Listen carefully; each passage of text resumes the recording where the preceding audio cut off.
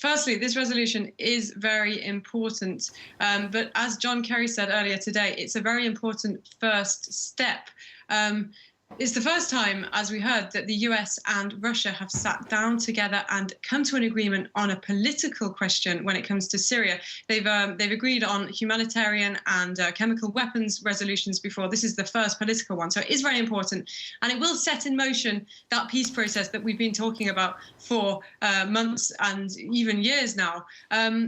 What it includes, the main 2 points are immediately stopping targeting civilians, all parties from stopping targeting civilians. Now, it doesn't mention other parties in terms of its targets, so that doesn't mean a complete ceasefire, it just means civilians. And of course, there is some contradiction between different parties about who is a civilian in Syria or not. And then there is that mechanism, that UN ceasefire monitor mechanism that they've said must be ready within a month, which is very positive. There are many hurdles, though, in this that we're going to see in the next few weeks, few months.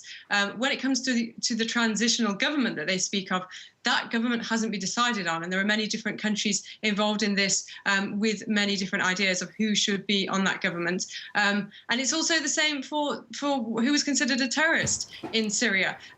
We're supposed to have a list and an agreement of who is considered a terrorist, but the Western powers would only have the Islamic State and the al-Nusra Front on that list, whereas Russia would include some opposition elements on that list, and they are the people that the West are actually working with.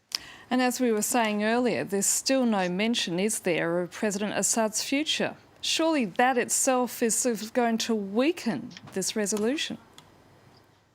You could say that not mentioning Assad does make this resolution look a little ridiculous. I spoke to a Syrian, not of either party, earlier today, and he said that not mentioning Assad today was like talking about the crucifixion without mentioning Christ. Of course, the Russians are still saying that Assad should stay in place in order for Syria not to fall apart. The West says that Assad absolutely has to go, otherwise Syria will continue to fall apart. And but behind closed doors, it does seem that there has been some consensus on that.